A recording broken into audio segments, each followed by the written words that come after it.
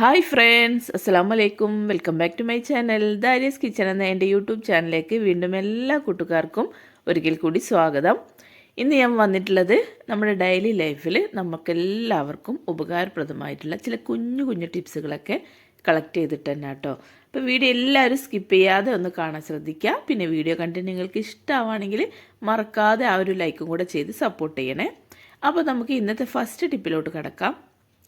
First ടിപ്പിനായിട്ട് നമ്മൾ ഇതേപോലെ gas അടുപ്പിലൊക്കെ ചോറ് വെക്കുന്ന സമയത്ത് നമ്മളിങ്ങനെ ആ ഒരു തള വന്നു കഴിഞ്ഞാൽ വേഗത്തിൽ തന്നെ അത് തിളച്ചിട്ട് നിലത്തോട്ടൊക്കെ വീഴാൻ ചാൻസ് ഉണ്ട്. നമ്മളൊന്ന് അങ്ങോട്ടും തിരിഞ്ഞാലായിരിക്കും അത് നിലത്തോട്ടൊക്കെ വീണു പോവുക. അപ്പോൾ നമ്മൾ എന്താ ചെയ്യുക, ഇതേപോലെ ആ ഒരു കലത്തിൻ്റെ ഈ ഒരു സൈഡിൽ ഇതേപോലെ കുറച്ച് വെളിച്ചെണ്ണ ഇതേപോലെ ഒന്ന് തേച്ച് കൊടുക്കുക കേട്ടോ.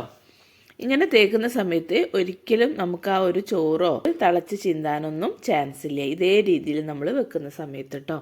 അതേസമയം തന്നെ നമുക്ക് ഗ്യാസ് അടുപ്പിൻ്റെ മുകളിൽ ഇതേപോലെ കലത്തിലൊക്കെ ചോറ് വെക്കുന്നവരാണെങ്കിൽ ഈ ഒരു രീതിയിൽ ചെയ്ത് കൊടുക്കുക കേട്ടോ. ഒരു പാത്രത്തിൽ ഇതേപോലെ കുറച്ച് വെള്ളം എടുത്തിട്ട് ഇതിൻ്റെ മുകളിൽ ഇതേപോലെ ഒന്ന് വെച്ച് കൊടുക്കുക. എന്നിട്ട് നല്ലോണം ഒന്ന് അടച്ച് വെച്ച് കൊടുക്കുക കേട്ടോ. ഇതേപോലെ നമ്മൾ ചെയ്യുന്ന സമയത്ത് നമ്മൾ ആ ഒരു ചോറ് വേവുന്ന സമയം തന്നെ ഈ ഒരു വെള്ളം നമുക്ക് നല്ല രീതിയിൽ തന്നെ തിളച്ച് കിട്ടാനായിട്ട് പറ്റും ചെയ്യും. ഇപ്പം നല്ല മഴക്കാലമാണല്ലോ, അപ്പം നമ്മൾ ഓരോ സമയത്ത് എണീക്കുന്നവരായിരിക്കും നമ്മുടെ വീട്ടിലുണ്ടാവുക. അപ്പോൾ വേഗത്തിൽ തന്നെ അവർക്ക് ഒരു ചായ ഇട്ട് കൊടുക്കണമെന്നുണ്ടെങ്കിൽ ഈ ഒരു തിളച്ച വെള്ളം നമ്മൾ ഫ്ലാസ്കിലേക്ക് ഒഴിച്ച് വെച്ചാൽ മതി. വേഗത്തിൽ തന്നെ നമുക്ക് ചായ ഉണ്ടാക്കിയെടുക്കാനായിട്ട് പറ്റും ചെയ്യും. അതുമാത്രമല്ല, വീട്ടിൽ ചെറിയ കുഞ്ഞുങ്ങൾ പ്രായമുള്ളവരൊക്കെ ഉണ്ടെങ്കിൽ അവർക്ക് ഇടയ്ക്കിടയ്ക്ക് ചൂടുവെള്ളം വേണമല്ലോ കുടിക്കാനും മുഖം കഴുകാനൊക്കെ. ഇനിയിപ്പോൾ കുഞ്ഞുങ്ങളെ കുളിപ്പിക്കാനൊക്കെ ഈ ഒരു വെള്ളം നമുക്ക് നല്ല ചൂടായ വെള്ളം നമുക്ക് എടുക്കാവുന്നതാണ് കേട്ടോ. അപ്പോൾ നമുക്ക് ഈ ഒരു രീതിയിലും വെള്ളം ചൂടാക്കിയെടുക്കാനായിട്ട് പറ്റും. അപ്പോൾ നമുക്ക് ഗ്യാസും ലാഭിക്കാൻ പറ്റും. നമ്മൾ ചോറ് വേവുന്ന ആ ഒരു സമയം കൊണ്ട് നമുക്ക് ഈ ഒരു വെള്ളം തിളച്ച് കിട്ടാനായിട്ട് പറ്റും ചെയ്യും. അതിൻ്റെ കൂടെ തന്നെ നമുക്ക് ഈ ഒരു ചോറ് വെന്ത് കിട്ടാനായിട്ട് അതും പറ്റും കേട്ടോ. അപ്പോൾ നമുക്ക് ഗ്യാസ് ലാഭിക്കാൻ പറ്റിയിട്ടുള്ള നല്ലൊരു എളുപ്പ മാർഗം തന്നെയാണ് കേട്ടോ. ഗ്യാസിലൊക്കെ ഇതേപോലെ കലത്തിൽ ചോറ് വെക്കുന്നവരാണെങ്കിൽ ഈ ഒരു രീതിയിൽ ചെയ്ത് കൊടുക്കാൻ മറക്കരുതേ. ഇനി നമുക്ക് ഇന്നത്തെ നെക്സ്റ്റ് ടിപ്പിലോട്ട് പോവാം.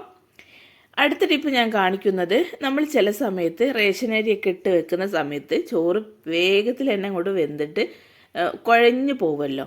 അപ്പോൾ നമ്മൾ എന്താ ചെയ്യുക, ഈ കുഴഞ്ഞു പോകുന്ന ഈ ഒരു ചോറ് നല്ലോണം ഒന്ന് എന്താ പറയുക, ഒരു വടിവിൽ നിൽക്കാൻ വേണ്ടിയിട്ട് ഇതേപോലെ കുറച്ച് കല്ലുപ്പ് ഇട്ട് കൊടുക്കുക. പിന്നെ കുറച്ച് വിനാഗിരിയും കൂടെ ഒഴിച്ചിട്ട് നല്ലോണം പച്ചവെള്ളം ഒഴിച്ചിട്ട് ഇതേപോലെ ഒന്ന് ഇളക്കി കൊടുക്കുക കേട്ടോ. ഇതേ രീതിയിൽ നമ്മൾ ചെയ്യുന്ന സമയത്ത് ആ വെന്ത് കുഴഞ്ഞിട്ടുള്ള ആ ഒരു ചോറ് നല്ല ബലത്തിൽ നിൽക്കാനായിട്ട് പറ്റും കേട്ടോ. അപ്പോൾ നിങ്ങളും ഈ ഒരു രീതിയിൽ ചെയ്തെടുക്കാൻ മറക്കരുത്. കുറച്ച് വിനാഗിരി കുറച്ച് കല്ലുപ്പ് ഇട്ടിട്ട് നല്ലോണം ഇളക്കിയിട്ട് കുറച്ച് പച്ചവെള്ളം ഒഴിച്ചിട്ട് നല്ലോണം ഇളക്കി മിക്സ് ചെയ്തെടുക്കുക. അപ്പോൾ ആ ഒരു എത്ര കുഴഞ്ഞ ചോറാണെങ്കിലും നല്ലൊരു വടിവിൽ നിൽക്കാനായിട്ട് പറ്റും. ഇനി നമുക്ക് ഇന്നത്തെ അടുത്ത ടിപ്പ് എന്താണെന്ന് നോക്കാം. അടുത്ത ടിപ്പ് ഞാൻ കാണിക്കുന്നത്, നമ്മൾ പരിപ്പൊക്കെ കുക്കറിൽ വേവിക്കുന്ന സമയത്ത് തിളച്ച് ചിന്താതിരിക്കാൻ വേണ്ടിയിട്ട് കുറച്ച് വെളിച്ചെണ്ണ ഒഴിച്ചു കൊടുക്കുക കേട്ടോ. എന്നാൽ ഒരിക്കലും അത് ഉണ്ടാവില്ല കേട്ടോ. ഇനി നമുക്ക് അടുത്ത ടിപ്പ് എന്താണെന്ന് നോക്കാം. അടുത്ത ടിപ്പിനായിട്ട് നമ്മൾ പുതിയ ചൂലൊക്കെ വാങ്ങിക്കുന്ന സമയത്ത് ഇതേപോലാണല്ലോ കിട്ടുക, ഒരു കവറോട് കൂടിയിട്ട്. അപ്പോൾ നമുക്ക് ഈ ഒരു കവർ ഈ ഒരു സൈഡ് ഭാഗം ഞാനൊന്ന് വെട്ടിയിട്ട് ഈ ഒരു ചൂല് ഇതിൽ നിന്നും എടുത്ത് മാറ്റുന്നുണ്ട് കേട്ടോ. അപ്പോൾ ഈ ഒരു പുല്ലിൻ്റെ ചൂല് നമ്മൾ അടിച്ചു വാരുന്ന സമയത്ത് ഫസ്റ്റ് തന്നെ കുറേ ഈ ഒരു പുല്ലിൻ്റെ പൊടികളൊക്കെ കൊഴിയാൻ ചാൻസ് ഉണ്ട്. അപ്പോൾ നമ്മൾ എന്താ ചെയ്യുക, നമ്മൾ പഴയ ഒഴിവാക്കിയിട്ടുള്ള ചീർപ്പൊക്കെ നമ്മുടെ കയ്യിലുണ്ടെങ്കിൽ ഇതേപോലെ ഒന്ന് ചീകി കൊടുക്കുക. ഈ ഒരു ചൂലിൻ്റെ എല്ലാ ഭാഗത്തും ഇതേപോലെ കുറച്ച് സമയം ഇങ്ങനെ ഇതേപോലെ ചീകി കൊടുക്കുക. അപ്പോൾ നമുക്ക് ആ ഒരു വേസ്റ്റായി പോകുന്ന ആ ഒരു പൊടിയെല്ലാം നമുക്ക് ഇതേപോലെ തട്ടിയെടുക്കാനായിട്ട് പറ്റും. നമ്മൾ ഇതേപോലെ ഈ ഒരു ചീർപ്പ് എടുത്തിട്ട് ചീകി കൊടുക്കുന്ന സമയത്ത് കേട്ടോ. അപ്പോൾ ഇനി നമ്മൾ അടിച്ചു വരുന്ന സമയത്ത് കൂടുതൽ പൊടിയൊന്നും കൊഴിയാതെ നമുക്ക് നല്ല രീതിയിൽ അടിച്ചു വരാനായിട്ട് പറ്റും കേട്ടോ. ഇതേ രീതിയിൽ നമ്മൾ ചെയ്യുന്ന സമയത്ത് ഇപ്പോൾ ഇതാ കണ്ടില്ലേ, ഒരുപാട് പൊടി എനിക്കിതൊന്നും കിട്ടിയിട്ടുണ്ട്. ഈ ഒരു ചീർപ്പ് വെച്ചിട്ട് ഇതേപോലെ ചീകിയെടുത്തപ്പം ഒരുപാട് പൊടി ഇതിൽ നിന്ന് കിട്ടിയിട്ടുണ്ട്. ഇനി നമ്മൾ വരുന്ന സമയത്ത് കൂടുതൽ പൊടിയൊന്നും കൊഴിയാൻ ചാൻസ് ഇല്ല. ആ ഉള്ള പൊടി ഇതിൽ ഈ ഒരു ചീർപ്പെടുത്ത് ചീകിയപ്പം തന്നെ ഒരുപാട് പൊടി കിട്ടാൻ പറ്റിയിട്ടുണ്ട്. അപ്പോൾ എന്തായാലും നിങ്ങളും ഈ ഒരു ട്രിക്ക് ഒന്ന് ചെയ്ത് നോക്കാൻ മറക്കരുത്. അതേപോലെ തന്നെ നമ്മൾ പുതിയ ചൂല് വാങ്ങിച്ചു കഴിഞ്ഞാൽ സാധാരണ നമ്മൾ ഈ ഒരു ചൂലിന് ഈ ഒരു പിടുത്ത ഭാഗത്ത് ചെറിയതായിട്ടൊരു കമ്പി ഉണ്ടാവും, ചുറ്റുകമ്പി ഇങ്ങനെ കെട്ടി കൊടുക്കും. പെട്ടെന്ന് ചൂല് ഒടിഞ്ഞു പോവാതിരിക്കാനും അതിൻ്റെ ഉള്ളിലുള്ള ആ ഒരു പുല്ലൊക്കെ കൊഴിഞ്ഞു പോവാതിരിക്കാനാണ് ആ ഒരു കമ്പി. പക്ഷേ ഈ ഒരു ചൂലിന് അതില്ല കേട്ടോ, ഈ ഒരു കമ്പില്ല. അപ്പോൾ നമ്മൾ എന്താ ചെയ്യുക, ഈ ഒരു ചൂല് കുറേ കാലം നമുക്ക് കിട്ടാൻ വേണ്ടിയിട്ട് ഇത് അതേപോലെ ഈ ഒരു പ്ലാസ്റ്റിക്കിൻ്റെ കവർ, ഞാനിപ്പോൾ ഈ ഒരു ചൂലിൻ്റെ കവർ തന്നെ ഇതാ ഒരു പീസ് ഇതേപോലെ ഒന്ന് വെട്ടിയെടുത്തിട്ടുണ്ട് കേട്ടോ. ഇനി നമുക്ക് ഈ ഒരു പീസ് ഇതിൻ്റെ ഈ ഒരു ചൂലിന് ചുറ്റും ഇതേപോലെ ഒന്ന് ചുറ്റി കൊടുക്കട്ടോ. ഈ ഒരു പിടുത്ത ഭാഗം ഈ ഒരു പ്ലാസ്റ്റിക്കിൻ്റെ ഭാഗമാണല്ലോ നമ്മൾ പിടിക്കുക. ഈ ഒരു പിടിൻ്റെ താഴോട്ടേക്ക് ആക്കിയിട്ട് ഇതേപോലെ ഒന്ന് ചുറ്റി കൊടുക്കുക. ചുറ്റിയതിന് ശേഷം നല്ല ടൈറ്റായിട്ട് തന്നെ ചുറ്റി കൊടുക്കാനായിട്ട് ശ്രദ്ധിക്കണേ. എന്നിട്ട് ഈ ഒരു 2 ഭാഗത്തും നമുക്ക് 2 റബ്ബർ ബാൻഡും കൂടെ ഇട്ട് കൊടുക്കട്ടോ. അപ്പോൾ ഇതേപോലെ നമ്മൾ ഇട്ട് വെക്കുന്ന സമയത്ത് നമുക്ക് ഈ ഒരു ചൂല് ഒരുപാട് കാലം നമുക്കത് ഉപയോഗിക്കാനായിട്ട് പറ്റും കേട്ടോ. പെട്ടെന്ന് തന്നെ ചൂല് നമ്മൾ അടിച്ചു വരുന്ന സമയത്ത് ഇതിൻ്റെ പുല്ലൊക്കെ കൊഴിഞ്ഞ് പോകാൻ ചാൻസ് ഉണ്ട്. ഈ ഒരു പ്ലാസ്റ്റിക്കിൻ്റെ ഉള്ളിൽ നിന്നും പുല്ലൊക്കെ കൊഴിഞ്ഞു പോവും. ഒരു പുല്ല് കൊഴിഞ്ഞു പോയി കഴിഞ്ഞാൽ പിന്നെ വേഗം അതിങ്ങനെ കൊഴിഞ്ഞിട്ട് ആ ചൂലിൻ്റെ തിക്നെസ് ഒക്കെ നഷ്ടപ്പെട്ടു പോവും. പിന്നെ നമ്മൾ അടിച്ചു വരുന്ന സമയത്ത് നമുക്ക് വേസ്റ്റ് ഒന്നും പോവാൻ പറ്റാത്ത വിധമൊക്കെ ആയിപ്പോവും. അപ്പോൾ നമ്മൾ ഇതേപോലെ പ്ലാസ്റ്റിക് കവർ വെച്ചിട്ട് ഇതേപോലെ 2 റബ്ബർ ബാൻഡും കൂടെ ഇട്ട് കൊടുക്കുക. നല്ല ടൈറ്റായിട്ട് തന്നെ വെച്ച് കൊടുക്കാനായിട്ട് ശ്രദ്ധിക്കണേ. എന്നിട്ട് 2 റബ്ബർ ബാൻഡും കൂടെ ഈ ഒരു അറ്റ ഭാഗത്ത് ഇട്ട് കൊടുക്കുക. അപ്പോൾ നല്ല സ്ട്രോങ് ആയിട്ട് തന്നെ അവിടെ നിന്നോളും. ഇതേപോലെ നമ്മൾ ചൂല് വെച്ച് അടിച്ചു വരുന്ന സമയത്ത് ഈ ഒരു ചൂല് നമുക്ക് കുറേ കാലം ഉപയോഗിക്കാനായിട്ട് പറ്റും കേട്ടോ. അപ്പം നിങ്ങളും ഈ ഒരു രീതിയിലൊക്കെ ഒന്ന് ചെയ്ത് നോക്കാൻ മറക്കരുത്. ഇനി നമുക്ക് അടുത്ത ടിപ്പും ഞാൻ ചൂല് വെച്ചിട്ടുള്ള ടിപ്പ് തന്നെ കാണിക്കുന്നത്. നമ്മൾ ചൂല് വെച്ചിട്ട് അകൊക്കെ അടിച്ചു വാരുന്നവരാണല്ലോ അല്ലേ. അപ്പോൾ നമ്മൾ അടിച്ചു വാരലൊക്കെ കഴിഞ്ഞതിന് ശേഷം ആഴ്ചയിൽ 1 തവണ ഈ ഒരു ചൂലിൽ ഈ ഒരു സൂത്രം ചെയ്ത് നോക്കട്ടോ. കുറച്ച് ടാൽക്കം പൗഡർ ഇതേപോലെ ഒന്ന് കൊട്ടി കൊടുക്കുക. നമ്മുടെ കയ്യിൽ എക്സ്പയറി ഡേറ്റ് കഴിഞ്ഞിട്ടുള്ള ടാൽക്കം പൗഡറൊക്കെ ഉണ്ടെങ്കിൽ നമുക്ക് അത് എടുക്കാം കേട്ടോ. ഇതേപോലെ വളരെ കുറച്ച് മതി കേട്ടോ, കൂടുതലൊന്നും വേണ്ട. കൂടുതലായി പോയാൽ നമ്മൾ അടിച്ചു വരുന്ന സമയത്ത് ഇനി വീഴാനൊക്കെ ചാൻസ് ഉണ്ട്. അപ്പോൾ നമ്മൾ കുറച്ച് പൗഡർ ഇതേപോലെ ഒന്ന് കൊട്ടി കൊടുത്തതിന് ശേഷം ഒരു ചീർപ്പ് വെച്ചിട്ട് ഇതേപോലെ ഒന്ന് ചീകി കൊടുക്കട്ടോ.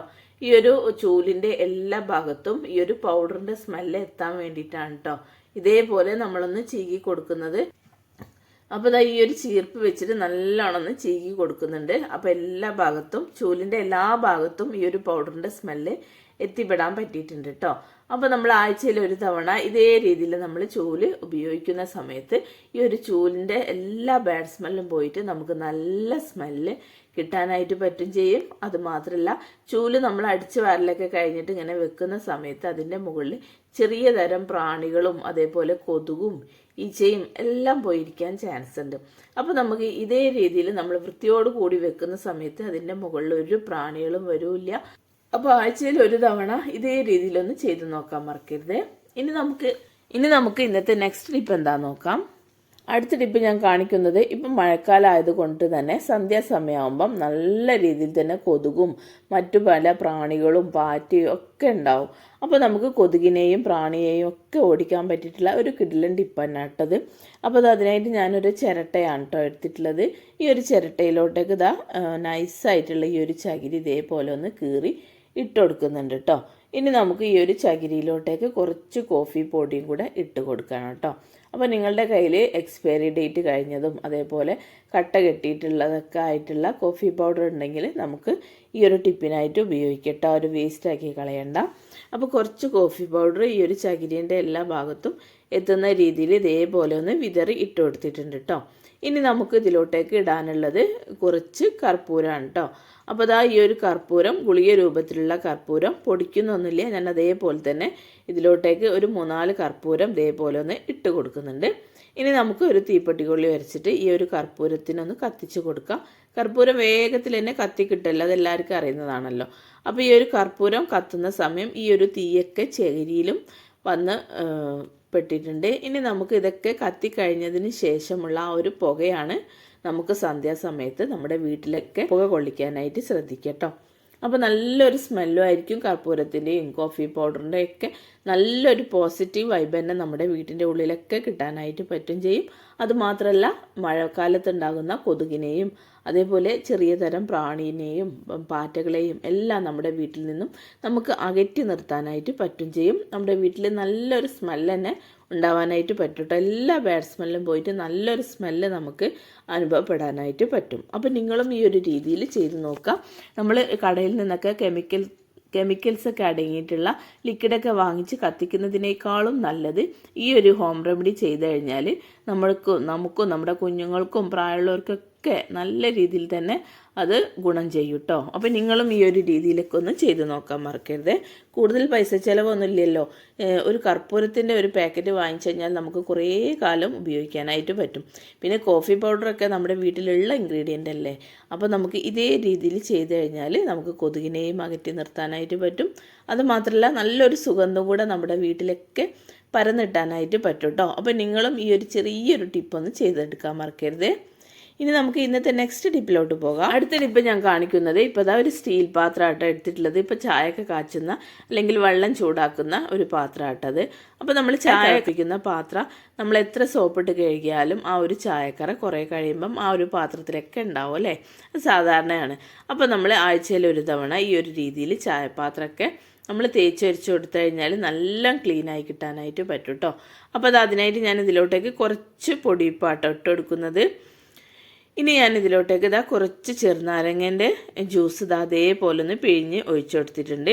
ഇനി ഒരു സ്ക്രബ്ബറോ അല്ലെങ്കിൽ ഒരു സ്പോഞ്ചോ അങ്ങനെ എന്തെങ്കിലും വെച്ചിട്ട് നല്ലോണം ഒന്ന് ഉരച്ചു കൊടുക്കാം. അപ്പോൾ കൂടുതൽ സ്ട്രെസ് ചെയ്ത് ഉരയ്ക്കൊന്നും വേണ്ട. മെല്ലെ ഒന്ന് ഉരച്ചു കൊടുക്കുമ്പോഴേക്കും നല്ല രീതിയിൽ തന്നെ ഇതിൻ്റെ മുകളിലുള്ള ആ ഒരു കറയും അഴുക്കൊക്കെ പോയിട്ട് നല്ലോണം ക്ലീനായി കിട്ടാനായിട്ട് പറ്റും കേട്ടോ. അപ്പോൾ ഈ ഒരു ചെറുനാരങ്ങൻ്റെ ജ്യൂസൊക്കെ ഇതിൽ ഉള്ളത് കൊണ്ട് തന്നെ നല്ല രീതിയിൽ നമുക്കത് ക്ലീനായി കിട്ടാൻ പറ്റിയിട്ടുണ്ട്. അപ്പോൾ നിങ്ങൾ ഇതിലോട്ടേക്ക് കുറച്ച് ഡിഷ് വാഷും കൂടെ ഒഴിച്ചിട്ട് ഒന്ന് ഉരച്ചു കൊടുക്കാനായിട്ട് ശ്രദ്ധിക്കണേ. ഞാനിപ്പോൾ ഡിഷ് വാഷ് ഇല്ലാത്തത് കൊണ്ടിട്ട് ചെറിയ കുഞ്ഞ് വിമ്മിൻ്റെ പീസ് എടുത്തിട്ട് ഇതിലോട്ടേക്ക് ഇട്ടിട്ട് നല്ലോണം ഒന്ന് ഉരച്ചു കൊടുക്കുന്നുണ്ട്. ഇനി നമുക്കിതൊന്ന് കഴുകി നോക്കാം കേട്ടോ. അപ്പോൾ കണ്ടില്ലേ, നല്ല രീതിയിൽ തന്നെ ഈ ഒരു ചായക്കറ പിടിച്ചിട്ടുള്ള ഈ ഒരു പാത്രം എനിക്ക് നല്ല രീതിയിൽ തന്നെ ക്ലീനായി കിട്ടിയിട്ടുണ്ട്. അപ്പോൾ നിങ്ങളും ഈ ഒരു രീതിയിൽ ചെയ്ത് നോക്കാം.